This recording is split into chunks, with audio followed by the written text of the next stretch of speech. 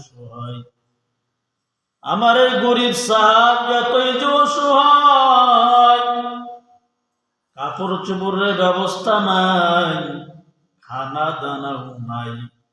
আমার কাছে আসলো, এসে বলতে, ইয়া রাসূলুল্লাহ, পেটের মধ্যে বড় ক্ষুধা, আমিও কষ্টে আছি, আমার স্ত্রীও সন্তানাদিরাও কষ্টে আছে, ইয়া রাসূলুল্লাহ, আমি এখন কি করব?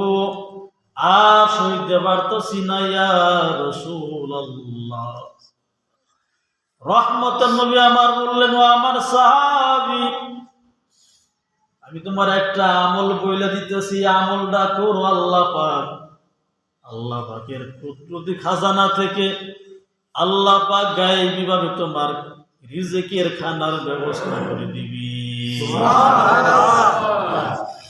ইমামুল আউয়ালিন আল আখিরিন, বাহরে সাদাকা রাহমাতাল লিল আলামিন, সাইয়্যিদুল কাউনাইনি খাতুমুল মুরসালিন, আখিরা মুদবুদ ফখরুল আউয়ালিন। আপনাদের খারাপ লাগে? নবী কি বললেন? আমার সাহাবী, ইস্তেগফার করো, যাও ইস্তেগফারের আমল করো। একটা আমল দিয়েছেন কি? ইস্তেগফার। ইস্তেগফারটা কি? আস্তাগফিরুল্লাহ। বলেন আস্তাগফিরুল্লাহ। এত বলতে পারবেন না জীবনে?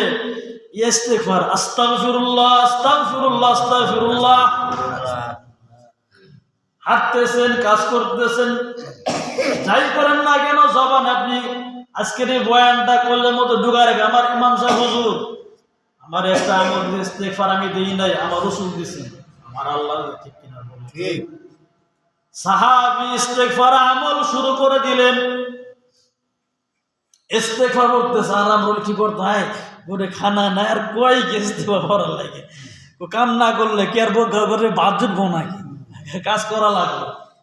নবী বলছে, কেমন সাহাবী বলার সঙ্গে সঙ্গে আমল শুরু করে দিলেন। সুবহানাল্লাহ বলেন। সুবহানাল্লাহ।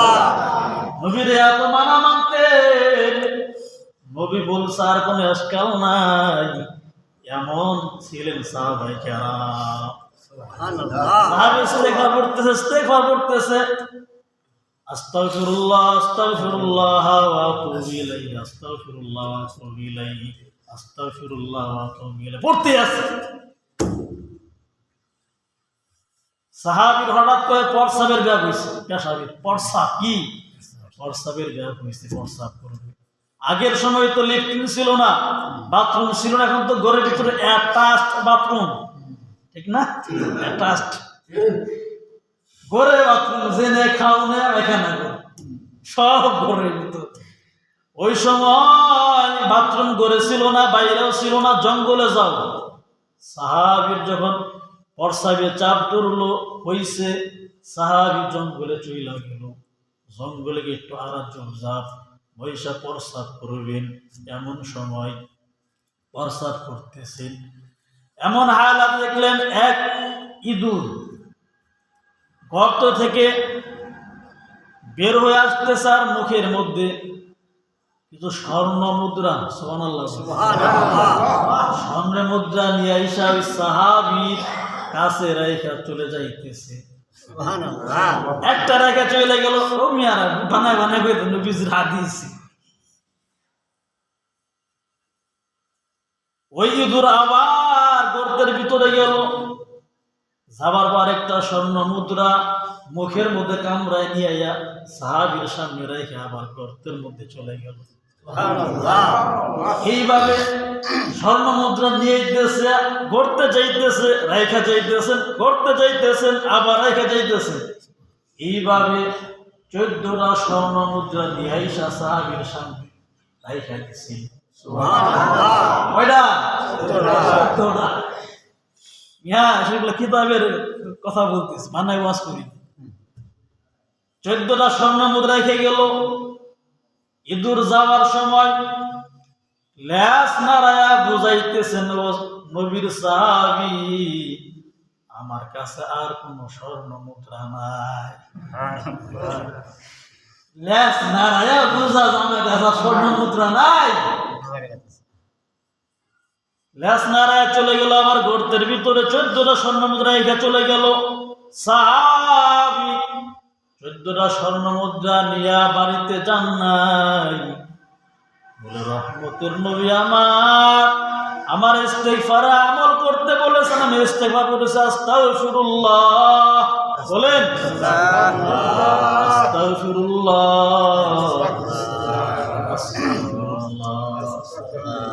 বলে আমি ইস্তেগফার করছি। আর আমার সামনে ইঁদুরে একটা আল্লাহর মাখলুক 14টা স্বর্ণ মুদ্রা রেখে আবার চলে গেল গড়তে।